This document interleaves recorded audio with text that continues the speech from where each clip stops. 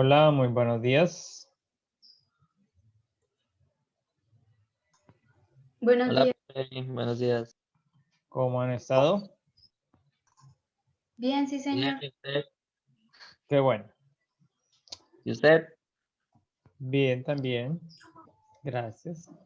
Voy a invitarles para que reflexionemos en un pasaje de la Escritura que encontramos en Isaías, el capítulo 38. Si tienen la Biblia por allí a mano, por favor, tómela y vamos a buscar entonces este pasaje. Isaías 38. Si no tienen la Biblia a mano, por favor, abra el aplicativo de la Biblia en el celular y vamos a ubicarnos allí. Isaías capítulo 38. Bien, Caleb va a leer el versículo 1, Sara va a leer el versículo 2 y Daniel va a leer el versículo 3. ¿Me repite la cita, profesor? Es que estaba buscando acá la Biblia. Isaías 38. Lees el versículo Bueno, 1. señor.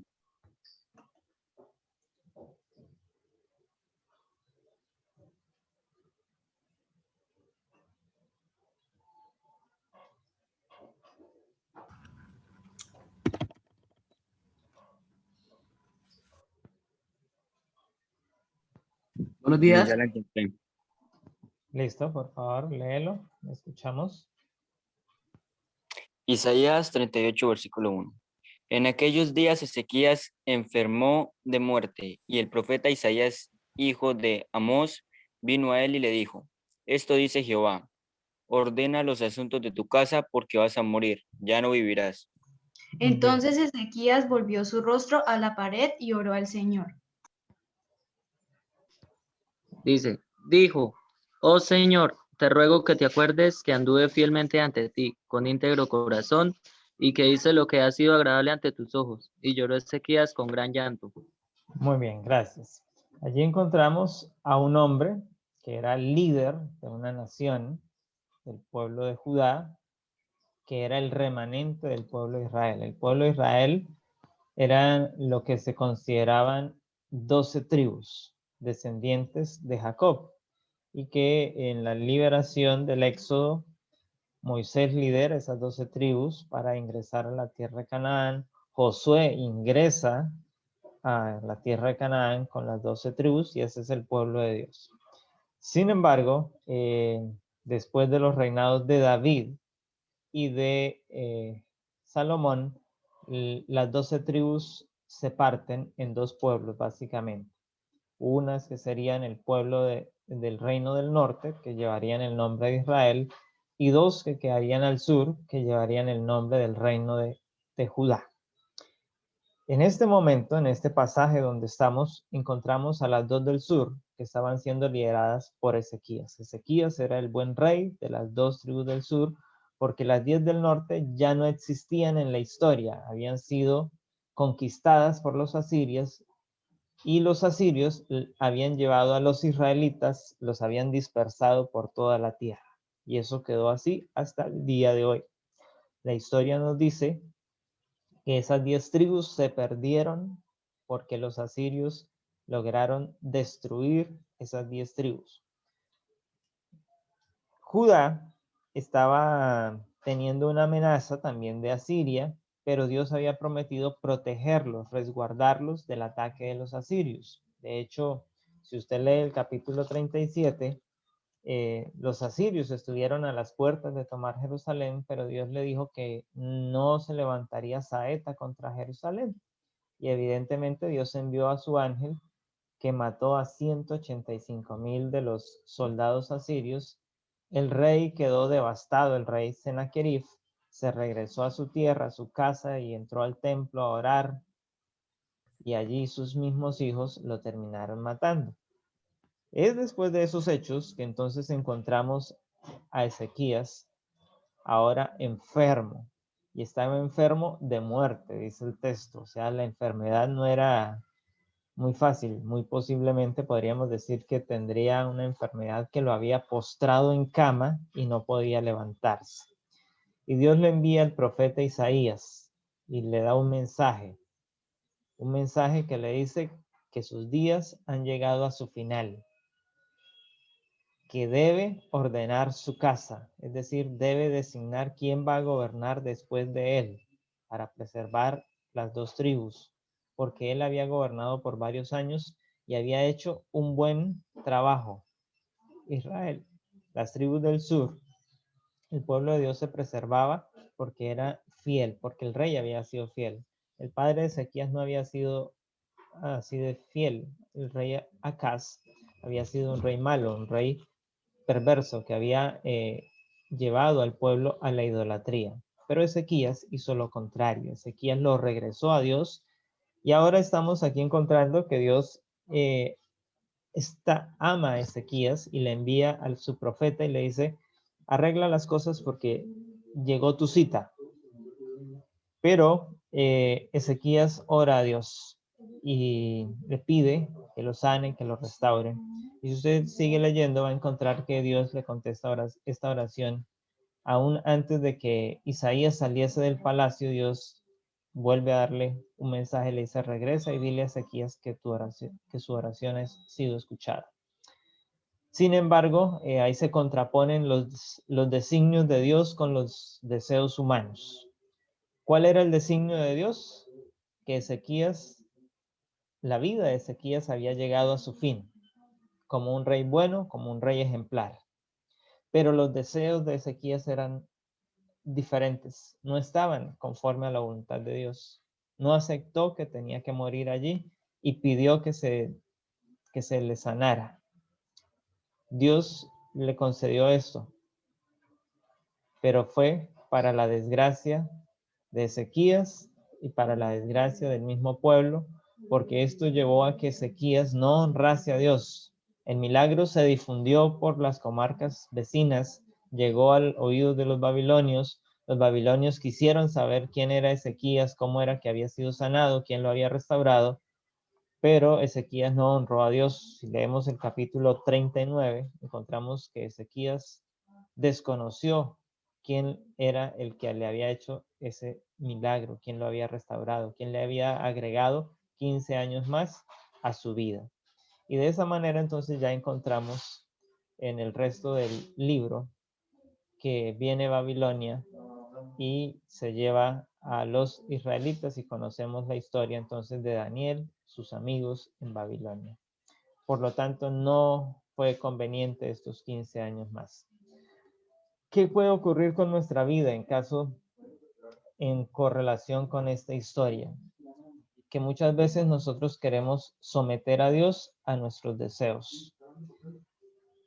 Encontramos que en la escritura se nos dice algo, pero nosotros queremos ir por otro camino, como el caso de Ezequías, y eso puede terminar en desgracia para nosotros, para nuestra familia, para nuestro pueblo, y en el caso de él que era líder, pues para toda una nación. Entonces, de ahí hay un consejo en la escritura por el apóstol Pablo para quienes son líderes. El pueblo debe orar por los líderes para que Dios les dé sabiduría, para que en medio de todas esas decisiones que están tomando, tomen decisiones sabias y entendidas. Esa es la invitación en esta mañana para que tengamos en cuenta entonces a quienes nos gobiernan a nivel municipal, a nivel departamental, a nivel nacional. Oremos por ellos. Tal vez no sean joya de nuestro agrado, no sean el mejor alcalde, no sea el mejor gobernador, no sea el mejor senador, no sea el mejor ministro, no sea el mejor presidente, pero nuestro deber como hijos de Dios es orar por quienes nos gobiernan. Así que esa es la invitación en esta mañana. Nuestra clase de filosofía en esta mañana entonces vamos a estar trabajando con otra temática de las que tenemos pendientes. Ya hemos abordado dos, el origen de la filosofía y la ciencia, y hoy entonces estaremos trabajando con Sócrates y la sofista. la sofística. Sócrates es uno de los más grandes pensadores del mundo griego, del mundo occidental. Es considerado como el padre de la filosofía occidental y tiene mucho que ver con el pasaje que les acabé de comentar, de expresar, porque Sócrates, a pesar de que es juzgado por los tribunales griegos por incitación de sus enemigos, de sus opositores, que le levantan juicio, y las acusaciones es que está incitando a los jóvenes a una rebelión, que está incitando a los jóvenes a levantarse, que los está proliferando en la juventud ideas adversas para el gobierno, ideas contrarias a los regímenes establecidos, y entonces es juzgado y es hallado culpable y es sentenciado a morir. En ese contexto, Sócrates aún se somete a los gobernantes, al tribunal, aunque era una causa injusta, pero él decide cumplir la sentencia del tribunal y morir para defender sus principios de libertad de expresión, para defenderlo. Y eso, pues en parte lo engrandece porque hace un autosacrificio, básicamente. Así que vamos a ver qué es lo que Sócrates tiene para compartir en esta experiencia. Allí está en el material, está el documento en PDF y está también el mismo documento de la fuente en línea. No es una presentación que nosotros hayamos hecho, sino que estamos tomando un documento que está allí, que nos permite entonces hacer ese proceso de análisis del pensamiento de Sócrates. Entonces tenemos aquí a este hombre que tiene unas frases y unos elementos que lo constituyen en un modelo a seguir. Sócrates, las dos frases que lo distinguen son estas que están aquí entre comillas. Solo sé que nada sé. Sócrates era el más grande, la mente más ilustrada de ese momento, pero él no era orgulloso, más bien era manejaba un bajo perfil, por decirlo de esa manera, y siempre que querían exaltarlo, él decía, solo sé que nada sé. Hay mucho por aprender, y aunque tengo conocimiento, no me ufano de saber, sino que me interesa seguir aprendiendo. Y la otra frase, conócete a ti mismo. Cuando tú aprendes, cuando haces esa introspección, decía Sócrates, cuando evalúas tu vida, cuando aprendes a dominar tus pasiones, tus emociones, cuando te conoces a ese nivel, entonces estarás preparado para conocer el universo, para conocer cualquier otra cosa que se te ponga por delante. Entonces la clave de la sabiduría y del conocimiento es aprender a conocerse a uno mismo. Conócete a ti mismo. Y para esto, él postuló un método que se conoce como la mayéutica, también apodado como la ironía socrática. La mayéutica no es otra cosa que hacer preguntas para llegar al conocimiento. Y la ironía socrática son preguntas que llevan al interlocutor, inclusive a sentirse acorralado, a sentirse agraviado, a sentirse, podríamos decir, inútil, bruto, que no sabe, que no tiene conocimiento, que es menos que con quien está interlocutando. Por eso es una ironía. Pero es un método para hacer filosofía. Así que si en algún momento alguno de los postulados que le damos, alguno de los referentes, estamos haciendo filosofía. Y recuerde que la filosofía, ya lo dijimos en el contexto, lo aprendemos mientras vamos leyendo, mientras vamos interactuando, mientras vamos preguntando. Ahí vamos haciendo y aprendiendo a hacer. Pero uno de los grandes aportes, además de este método para hacer filosofía, pues está entonces en la moral. Sócrates es el que pone los cimientos de la ética de allí en adelante, y por eso entonces es también conocido como el apóstol de la moral. Entonces veamos algunos de esos elementos que tenemos.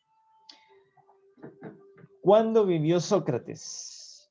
Entonces se nos dice que Sócrates nace en el 470 antes de Cristo y murió en el año 399 antes de Cristo. Recuerde que los años se contaban, bueno, de acuerdo a cómo organizamos la historia ahora, los años antes de Cristo se cuentan hacia atrás. Entre más cerca al cero está, pues más se acerca a Cristo, pero es un año después. Entonces, no es como ahora que el 2020 es más grande que 1800. No, allá 470 era menos que 399. Entonces hay que entenderlo de esa manera. Pero estamos hablando del siglo V, siglo V antes de Cristo. Y es un filósofo que es griego, que funda los principios de la filosofía occidental. No escribió, no hay obras de Sócrates. Lo que conocemos del pensamiento de Sócrates es por su discípulo, Platón, quien nos cuenta en sus obras qué le enseñó su maestro o qué pensaba el maestro Sócrates acerca de estos asuntos, de estos temas que Platón empieza a abordar en sus obras, en sus creaciones filosóficas, éticas, políticas que escribe.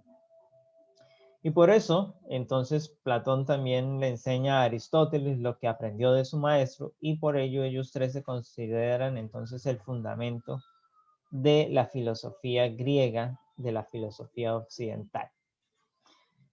La vida de él, pues no se sabe mayor cosa, solo conocemos lo que su discípulo nos ha transmitido, conocemos algunos otros episodios de la vida de Sócrates por elementos contextuales que están escritos allí,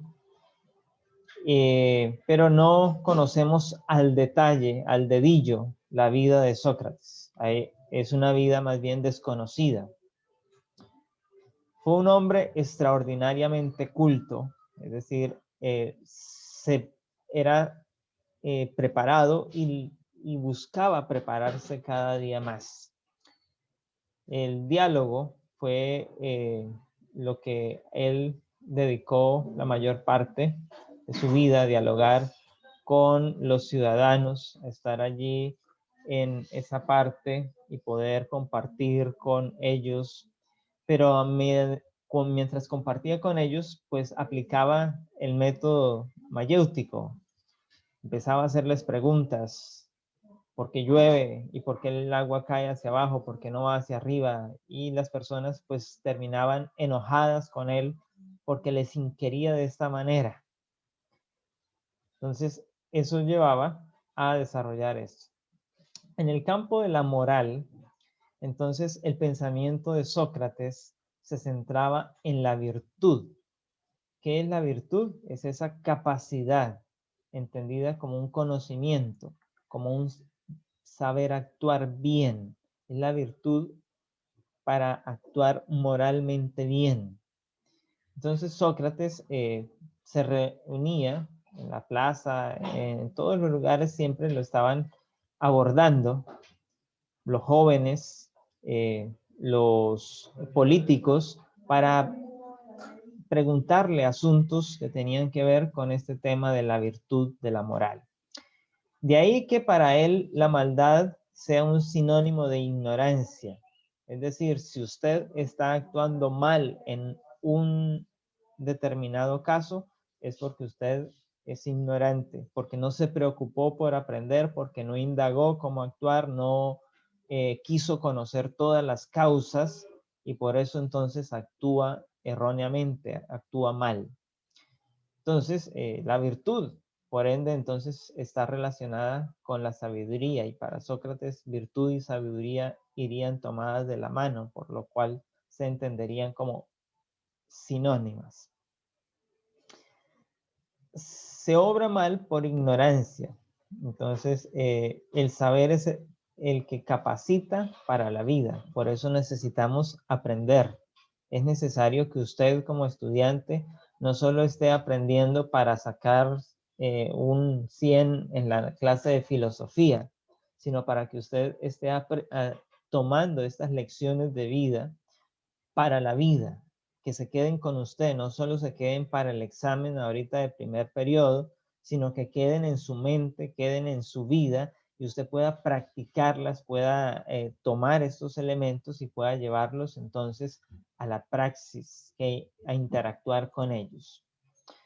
Entonces, la virtud tiene un sentido universal, valioso en todos los casos o acciones humanas.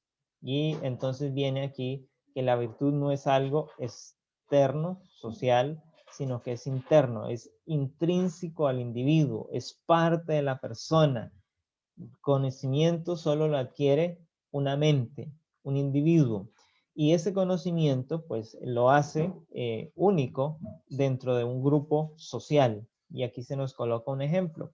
El escultor es bueno si tiene el conocimiento en su oficio. Entonces, pues conocemos grandes escultores que tallan la piedra, que trabajan la madera, y entonces son buenos y son reconocidos. ¿Por qué? Porque tienen ese conocimiento. Pero si nosotros vamos a hacer ese mismo trabajo, vamos a coger las herramientas del escultor y tallar la piedra, martillo y cincel, nosotros vamos a romper la piedra y no vamos a sacar una escultura de ella. Así que no tenemos la virtud, no tenemos el conocimiento.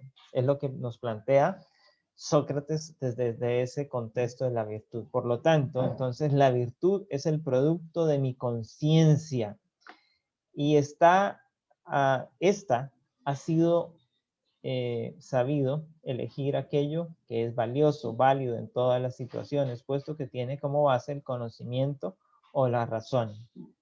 Entonces de allí que haya una necesidad de que los jóvenes aprendan, que era algo que enseñaba Sócrates. Los jóvenes necesitan aprender. Los jóvenes no tienen que pasar tiempo inoficioso, no deben gastarse en dar rienda suelta a sus apetitos. Deben ser virtuosos, deben controlar sus pasiones, como lo dice Pablo también allí en Gálatas. Es necesario, o a Timoteo, controla tus emociones, controla las pasiones juveniles. En Gálatas se colocan como los deseos de la carne. Hay que controlar esas emociones para desarrollar la virtud. Sócrates afirmaba: actuaba bien y serás feliz. Recuerde que el fin de todo lo que el hombre haga o de todo lo que deje de hacer debe llevarlo a esto, a ser feliz. Cuando lo que usted está haciendo no lo lleva a ser feliz, es porque usted no está actuando en coherencia con la virtud. Usted está actuando en otra línea y por eso está siendo infeliz, o porque usted no ha logrado madurar su línea de pensamiento y entonces no es feliz. Entonces, actuar bien nos hace felices. Actuar correctamente nos hace sentir un éxtasis que nos es agradable y eso se traduce entonces en felicidad. Cuando a usted le agradecen porque usted le prestó un servicio a una persona, porque usted le ayudó, su cerebro riega o hace una irrigación hormonal en todo su cuerpo y eso es lo que le hace sentir felicidad.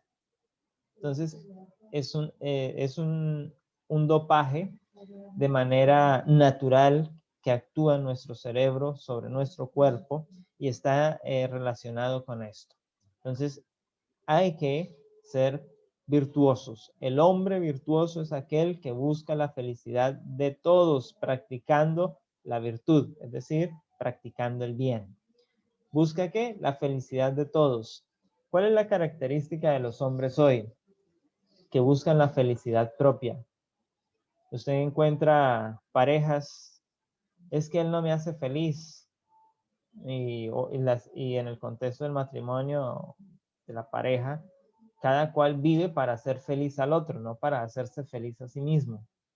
En el contexto, ustedes como compañeros de aula de un mismo grado, no trabajen para aprender, para sacar las mejores notas ustedes. Procuren que los demás desarrollen aprendizajes a la par con ustedes y verán que entonces aprenderán a ser felices, a gozar cada etapa de la vida, porque ustedes estarán ayudando a los demás.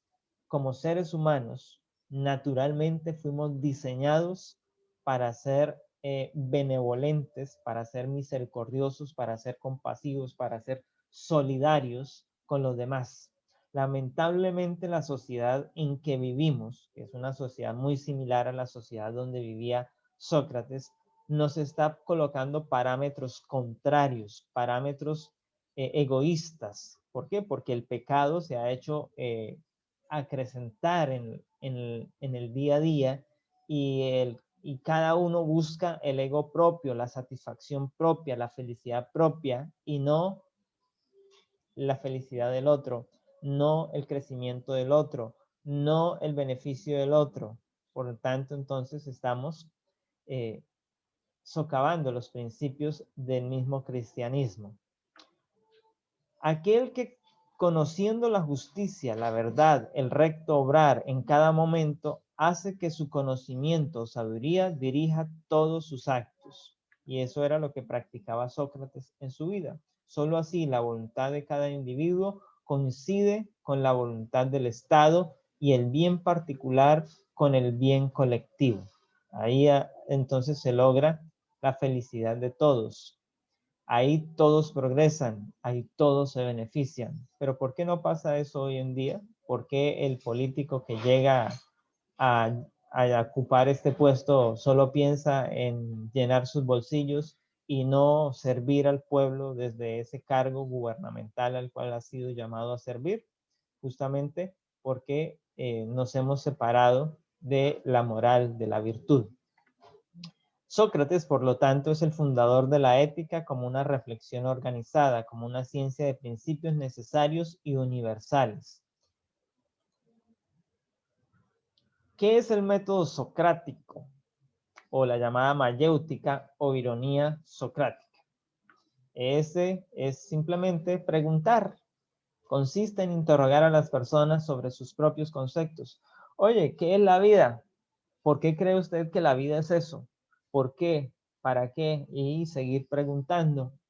De tal manera que el interrogado se viera en la necesidad de definir claramente lo que entendía por el concepto expresado. Aquí entonces se necesita pues tener conocimientos, tener argumentos, porque a una pregunta inicial, a un concepto, le va a seguir un cúmulo de preguntas para definir ese concepto propiamente, porque no sea solo un concepto retórico, sino que sea un concepto apropiado, trabajado. Utilizó siempre preguntas cortas y precisas, aptas para provocar la reflexión en los oyentes y llevarlos al conocimiento de la verdad. A este método, entonces les decía, se le conoce como la mayéutica. La mayéutica, entonces, intriga necesariamente a la ironía socrática. Entonces, está integrando la ironía socrática. Ya les expliqué, pues, qué era la ironía. Es llevar al interlocutor a sentirse acorralado, a sentirse que no tiene conocimiento en el tema y entonces pues se enoja, por ende. Los elementos básicos del diálogo socrático son la pregunta, la respuesta, el debate y la conclusión. Entonces recuerde que la filosofía se basa principalmente en la pregunta. Por lo tanto, la pregunta es clave. Las preguntas de la mayéutica tienen que ser muy claves, muy precisas, para que el interlocutor nos dé las respuestas. Pero esas respuestas van a generar un debate, porque yo tengo otras preguntas o contrapreguntas a esas respuestas que van a permitir construir entonces esa conclusión, ese conocimiento. Entre esos elementos está la idea inicial que produce ser errática o ignorada y la idea final, que es la cual llega por medio del discernimiento intelectual. Y aquí hay que usar un término que va a aparecer más adelante en la otra presentación, creo, y es parir ideas.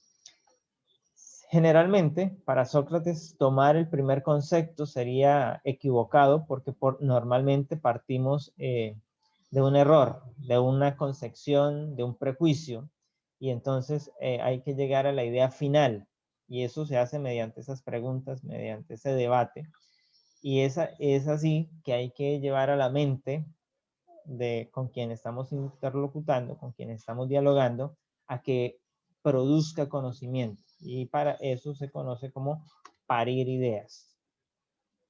Entonces, aquí tenemos la ironía socrática, la mayéutica, que está en primera instancia. Entonces, este elemento que es integrado en la mayéutica, recuerde que el método es este es un método primario que usó, pero el método desarrollado es este, que integra la ironía.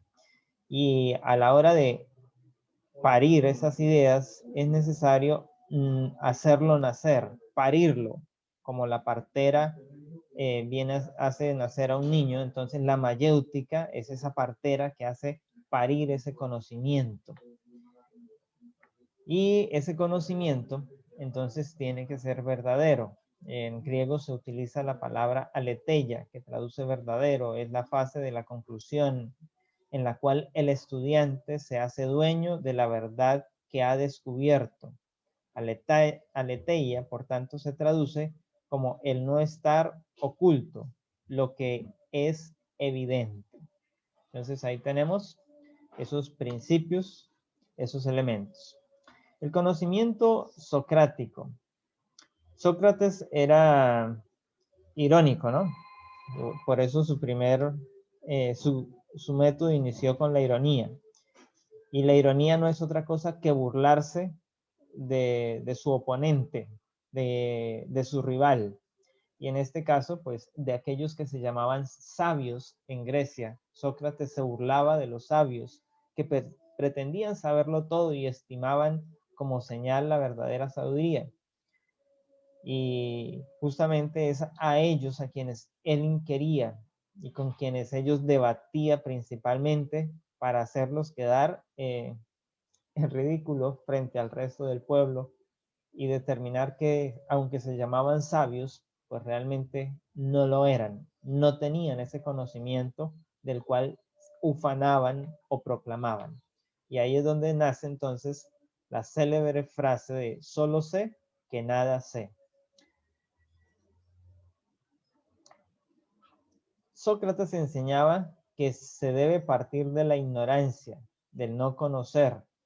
En el templo de Apolos está la frase de conócete a ti mismo. Y esa frase Sócrates la toma como propia y establece ese fundamento que lo que quiere decir es el conocerse a sí mismo, es el fundamental para el encuentro de la verdad, que permitirá enjuiciar mi conducta conforme a mis principios, normas que conozco y reconozco como válidos universalmente. Entonces, eso es conocernos a nosotros mismos. Sócrates hizo del filosofar un examen incesante de sí mismo y de los demás. Es decir, él no solo le inquiría con los demás o le aplicaba preguntas a los demás, sino que constantemente se hacía preguntas a sí mismo referente a lo que él sabía, que ya conocía, que entendía y que asumía que era una verdad para probar ese conocimiento. Entonces ahí está, y ahí es donde nace lo que se conoce en filosofía como el diálogo, que es un método para escribir filosofía. La muerte de Sócrates, pues no fue nada buena, ya que, pues les decía al comienzo, fue juzgado por un tribunal donde se le acusó de pervertir a los jóvenes y de incitarlos a vivir vidas con modelos de pensamiento contrarios a quienes gobernaban, y de esa manera entonces pues la sentencia fue tomar un veneno que se llama cicuta, y por eso entonces su muerte se da por intoxicación por cicuta. Fue usada por los griegos para quitar la vida a los condenados a pena de muerte. En ese momento existía la pena de muerte en Grecia, y el caso de Sócrates pues es muy paradigmático. Fue debido a la ingesta de una solución en base a la cicuta en el año 399 a.C. Murió teniendo 70 años de edad, aceptando serenamente la condena, método elegido por el tribunal que lo juzgó y que le ofrecía para morir por no reconocer a los dioses atenienses y corromper a la juventud. ¿Por qué decían que de no reconocer a los dioses atenienses? Porque dentro de las preguntas que él inquiría con quienes eran sabios, pues estaba justamente si este dios o aquel dios es el que está... muchos de los conceptos de los griegos estaban ligados a las creencias de los dioses, a los mitos de los dioses. Entonces, por eso está allí esa otra parte. Era lo que era quitar ese régimen. Realmente le juzgaron porque 2 de sus discípulos fueron tiranos que atentaron contra Atenas. Llegaron a gobernar la ciudad y aplicaron entonces unos regímenes opresores contra el pueblo, y entonces son las causas por eso hablan de corromper a la juventud. A su muerte surgen las escuelas socráticas, la Academia de Platón, las menores, 2 de la moral y 2 de dialéctica, que tuvieron en común la búsqueda de la virtud a través del conocimiento bueno. Eso es entonces lo que tiene que ver con el legado de Sócrates. Listo, voy a llamar a lista, por favor me contesta rápidamente. Aguilar. Presente. Amaya. Camargo. Presente, profe. Ya presente, profesor, es que cuando le iba a dar al No clic, me el diga celular que se... lo estoy cogiendo fuera de la base por allá. No, profesor, en serio, le iba a dar en el coso ese y resulté saliéndome. Romero. Presente, profe. Dueñas Villamizar. Presente, profe. Guerra Suárez. Presente. Rodríguez Suárez. Presente. Rubión Casia. Presente. Salguero Ayala. Presente, profe. Sánchez Duarte. Presente, profe. Sánchez Ramírez. Valle Pareja. Presente. Vidal Sánchez. Presente. Martínez. Presente. Posada. Presente. El señor Sánchez Ramírez, ¿qué pasó? ¿Se voló de la clase Presente, profe. No escuché cuando me llamó. o no estaba? Sí, claro, yo estaba. Bien, me queda un minuto, menos de un minuto. A ver, Profe. ¿dónde está? Pregunte mientras cambio. Profe, Juan Esteban, ¿no está en su lista? Juan Esteban, ¿qué?